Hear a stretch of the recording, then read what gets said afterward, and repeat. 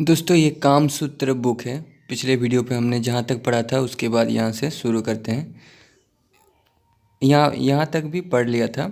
उसके बाद पिछले वीडियो रामायण महाभारत वेद पुराण को अगर आप शुरुआत से पढ़ना चाहते हो तो वीडियो के नीचे चैनल के नेम या पिक्चर पे क्लिक कीजिए या फिर चैनल का नाम यूट्यूब पर सर्च करके प्लेलिस्ट ऑप्शन में जाइए। शब्दादि विषयों में बहिर्मुख क्रियाओं के बार बार अभ्यास में मृगया नृत्य गीत आदि कार्यों में होने वाली प्रीति अभ्यासी की प्रीति कहलाती है। अनभ्यस्त कार्य जो बिना अभ्यास के सिद्ध हो उसमें भी विषयों से उत्पन्न होने वाली प्रीति से भिन्न अविषात्मिकता जो प्रीति संकल्प मात्र से उत्पन्न होती है उसे अभिमानी की प्रीति कहते हैं। तृतीय प्रकृति वाले हिजड़ों को स्त्रियों की मुखमैथुन आदि कार्यों में जो प्रीति होती है उन्होंने आलिंगन चुंबन आदि क्रियाओं में भी उसी प्रकार की प्रीति समझनी चाहिए। अब नेक्स्ट चैप्टर आलिंगन विचार प्रकरणम। कामसूत्र के सांप्रयोगिक अधिकरण के द्वितीय अध्याय में आलिंगन यानी हक करना आलिंगन की विधियों का निरूपण किया गया है। सूरत क्रिया को यानी संभोग क्रिया को अधिक सरस और सुखद बनाने के लिए आचार्य ने आलिंगन आदि विधियों का विधान बताया है।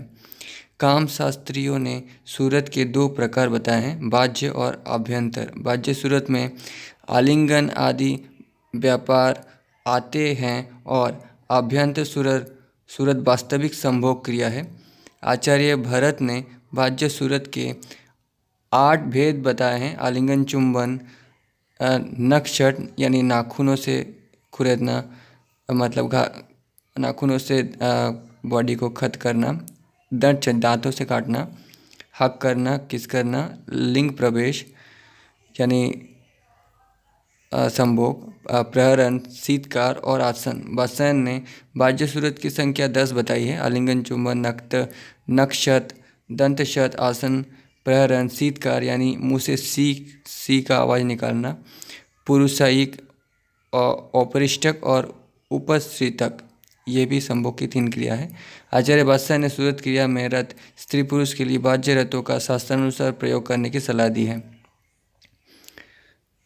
आचार्य वात्स्यायन ने उपरिष्टक का मतलब है संभोग करते समय धक्का मारना और पुरुषायतिक यानी विपरीत रति। तो आचार्य वात्स्यायन ने सूरत क्रिया में रत स्त्री पुरुष के लिए बाह्य रतों का शास्त्रानुसार करने की सलाह दी है।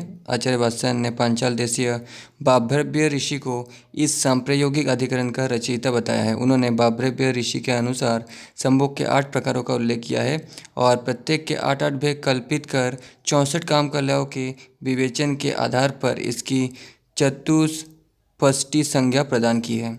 इस प्रकार रथ की स्थापना कर तदंगभूत 64 कलाओं का निर्देश करते हैं। कामशास्त्र के आचार्य संप्रयोग यानी संभोग के 64 अंग बताते हैं। अतः 64 प्रकरण होने के कारण इसे चतुष्षष्टि कहते हैं। चतुष्षष्टि शब्द समस्त शास्त्र अथवा उसके एक देश के लिए प्रयोग किया जाता है। दोनों प्रकार से व्यवहार को दिखाते हैं। अथवा कुछ आचार्यों का मत है कि संपूर्ण काम शास्त्रों के 64 अंग यानी प्रकरण है, इसलिए इस शास्त्र को चतुष्षष्टि कहते हैं। अथवा कुछ आचार्य का मत है कि कलाओं की संख्या 64 है, उनसे संभोग का अंग होने के कारण इस प्रकार को चतुष्षष्टि कहते हैं। अथवा ऋग्वेद के 10 मंडलों में विभाजित होने के कारण उसे 10 तेई कहा गया है। यहाँ पर भी संभोग के 10 अंग बताए गए हैं। पांचाल देश से संबंध होने के कारण पांचाल देशीय बाभ्रव्य ऋषि ने ऋग्वेद को 64 भागों में विभक्त किया था। उनके अनुसार ऋग्वेद में 8 अष्टक और प्रत्येक अष्टक में 8 अनुवाक हैं। इस प्रकार पूरा ऋग्वेद 64 अनुवाकों में विभाजित है। इसी आधार पर बाभ्रव्य ने अपने ग्रंथ की महत्ता प्रदान करने के लिए ऋग्वेद के समान सांप्रयोगिक अधिकरण को 64 अंगों में विभाजित किया है। इस प्रकार संभोग के 64 अंग होने के कारण इस प्रकरण को चतुष्षष्टि कहा है। आचार्य वात्स्यायन ने बाभ्रव्य के मतानुसार यहाँ पर 64 कलाओं का उल्लेख किया है। उन्होंने कामशास्त्र सूत्र में 2 प्रकार की कलाओं का विवेचन किया है। संगीत आदि कलाएं जिनका उपयोग किसी भी युवती कन्या को शीघ्रहिनी बनाने के लिए किया जाता है। दूसरी काम कलाएं जिनका उपयोग संभोग को अधिक सरस और आनंदप्रद बनाने के लिए किया जाता है। इन दोनों प्रकार की कलाओं की संख्या 64 है। इस प्रकार कलाओं की संख्या 64 होने के कारण इस शास्त्र को चतुष्षष्टि कहते हैं। कामशास्त्र के कुछ आचार्य का मत है कि सूरत के यानी संभोग के 64 अंगों का विवेचन होने के कारण इस सांप्रयोगिक अधिकरण की संख्या चतुष्षष्टि है। दूसरे आचार्य का मत है कि कलाओं की संख्या 64 है और वे सूरत की अंगभूत कलाएँ हैं, इसलिए उसे काम कला भी कहते हैं और 64 संख्या होने के कारण चतुष्षष्टि भी कहते हैं। कुछ अन्य आचार्य का कथन है कि संपूर्ण ऋग्वेद 10 मंडलों में विभाजित है, इसलिए ऋग्वेद को दस्तई कहा जाता है। वात्स्यायन के अनुसार संभोग के 10 अवयव हैं। इस प्रकार ऋग्वेद के 10 मंडल होने के कारण आचार्य ने अपने ग्रंथ को ऋग्वेद के समान प्रतिष्ठित बनाने की दृष्टि से सूरत के 10 अवयव मानकर दस्तई संज्ञा प्रदान की है। वे 10 अवयव आलिंगन, चुंबन, नक्षत, दंतशत, शीतकार, प्रहरण, संवेग, उपस्थितक, औपष्टिक और पुरुषायित। दूसरे आचार्य का कहना है कि ऋग्वेद आठ यानी अष्टकों में विभाजित है और प्रत्येक अष्टकों में 8 अनुवाक है। इस प्रकार ऋग्वेद में कुल 64 अनुवाक है। इस आधार पर पांचाल गोत्रीय किसी ऋषि ने संप्रयोग की 64 कलाओं का विवेचन किया है। संप्रयोग का मतलब संभोग, इसलिए इसकी चतुष्षष्टि संज्ञा है। कुछ आचार्य का मत है कि पांचाल देश के किसी ब्राह्मण परिवार में ऋग्वेद के 64 मंत्रों की उपासना की जाती है, अतः उसके प्रति आस्था प्रकट करने के लिए 64 सूरत कलाओं का विवेचन किया गया है। पांचाल देश में अद्भुत होने के कारण इसे पांचाली की कला भी कहते हैं। आचार्य अब बाब्रवीय आचार्य का मत प्रस्तुत करते हैं। आलिंगन यानी हक करना, चुंबन यानी किस करना, नक्षत यानी नखों से गड़ाना, दंतच्छद यानी दांतों से काटना, संवेशन यानी एहसास, शीतकार यानी सीख आवाज़ निकालना, पुरुषायित यानी विपरीत रति और औपरिष्टक यानी मुख मैथुन। ये 8 प्रकार के सूरत हैं। इनमें प्रत्येक के 8 भेद होते हैं। इस प्रकार कुल 64 प्रकार के संभोग होते हैं। ये बाब्रवीय मतानुयायी आचार्य का मत है। आचार्य वात्स्यायन का मत है कि संभोग के भेदों में प्रत्येक के जो 8 भेद माने गए हैं उनकी संख्या न्यूनाधिक भी हो सकती है। इसके अतिरिक्त प्रहरण, विरुद्ध, पुरुषोपश्रित, चित्ररथ आदि अन्य प्रकार की इस सांप्रयोगिक अधिकरण में सन्निविष्ट हैं। जैसे सप्तपर्ण संतोन वृक्ष में 7 ही पत्ते हो, यह आवश्यक नहीं। इसी प्रकार पंचवर्ण वाले कह देने से पूजा में केवल 5 ही रंग नहीं होते, इनमें कभी कमी बेशी भी हो सकती है। उसी प्रकार संप्रयोग के 64 ही अंग होते हैं। बाब्रवीय मतानुयायी आचार्य का ये कहना ठीक नहीं है। अब आचार्य विवाहित और अविवाहित व्यक्तियों के आलिंगन में भेद बतलाते हैं। उनमें समागम के पहले अर्थात जिनका समागम अभी तक नहीं हुआ है उनके प्रेम के चिन्हों को प्रकाशित करने के लिए आलिंगन के 4 भेद किए गए हैं: स्पृष्टक, विद्वक, उद्घृष्टक और पीड़ितक। स्पृष्टक आदि चारों पद अपने नामार्थ से ही कर्मातिदेश को सूचित करते हैं। सामने से आई हुई अपनी प्रेमिका के शरीर को जाते हुए अपने शरीर से किसी बहाने से स्पर्श करना स्पृष्टक आलिंगन कहलाता है।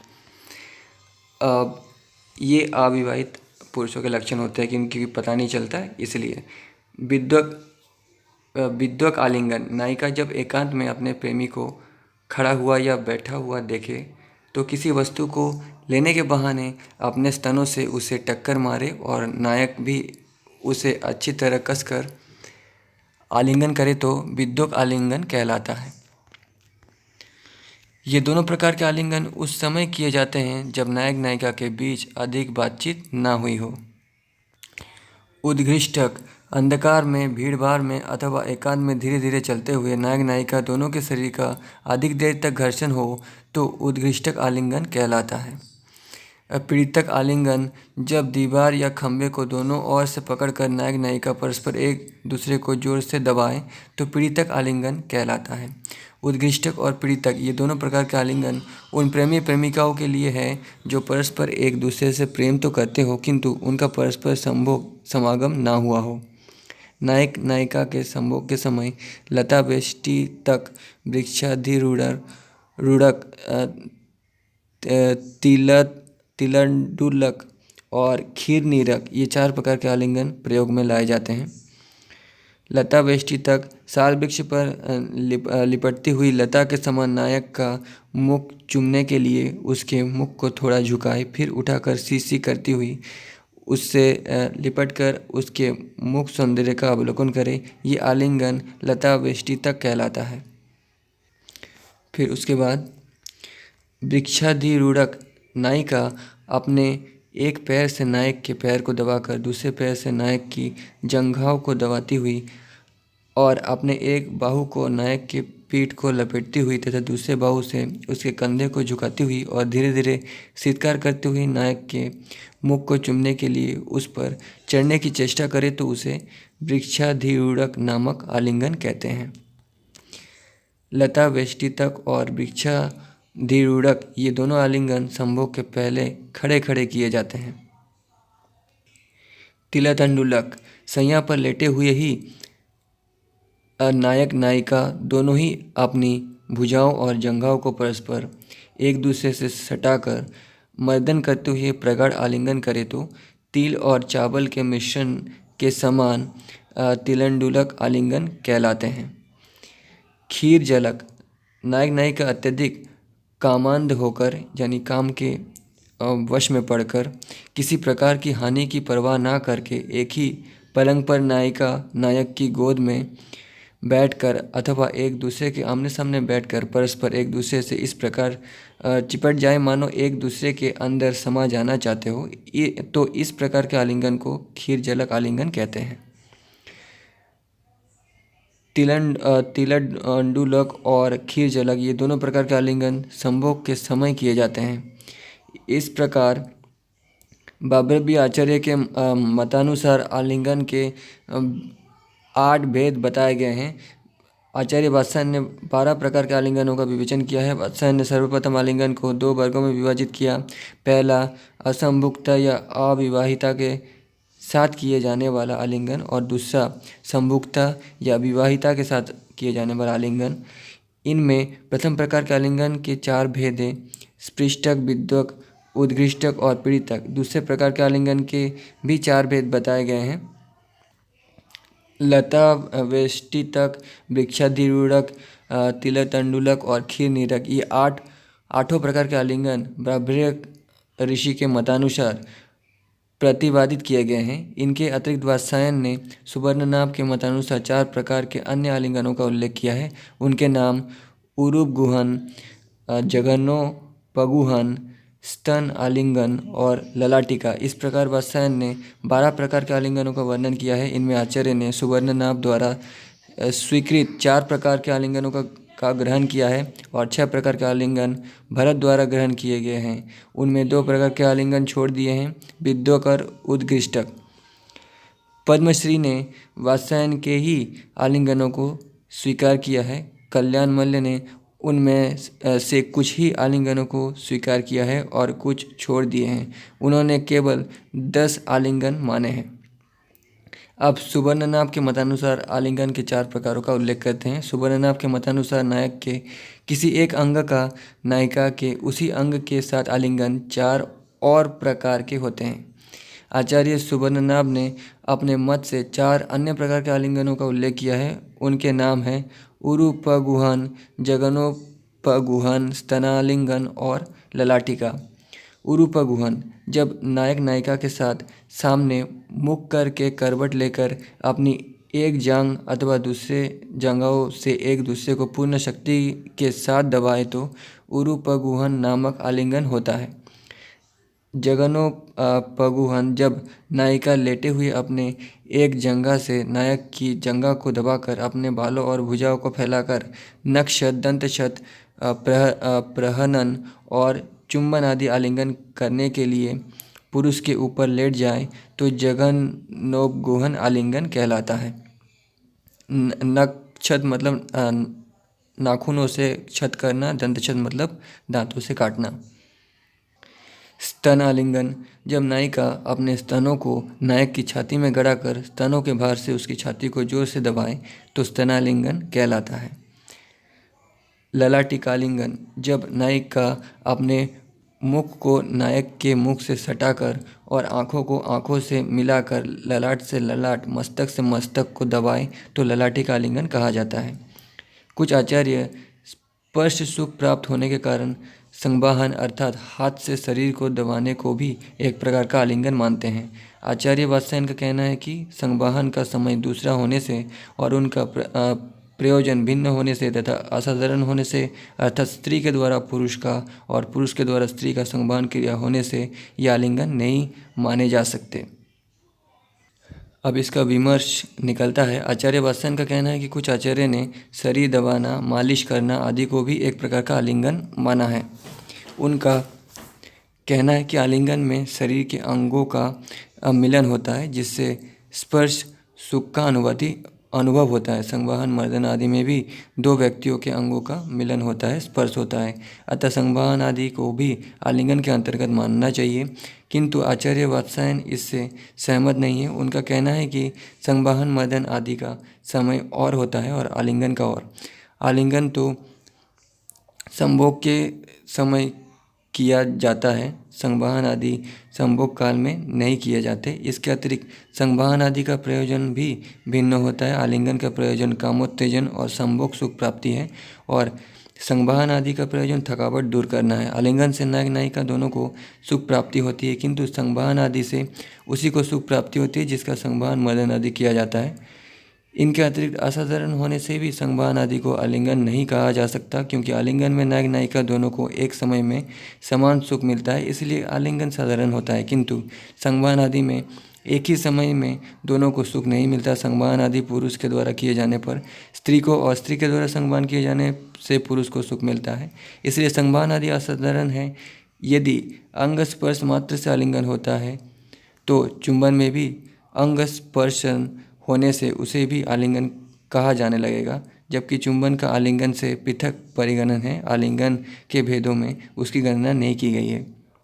इसके बाद आचार्य उपसंहार करते हुए कहते हैं, इस आलिंगन की विधि को पूछने वाले, सुनने वाले अथवा कहने वाले लोगों की पूर्ण रमन की इच्छा उत्पन्न होती है।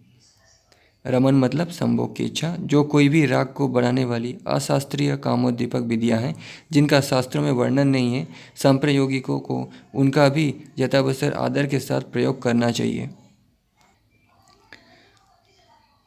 शास्त्र की आवश्यकता तभी तक है जब तक मनुष्य का रस काम मंद, यानी मनुष्य का काम मंद रहता है, स्लो रहता है। रतिचक्र अर्थात संभोग में प्रवृत्त हो जाने पर ना तो शास्त्र की अपेक्षा है और ना ही क्रम की। तो ये चैप्टर समाप्त होता है। नेक्स्ट वीडियो पर नेक्स्ट चैप्टर पढ़ेंगे।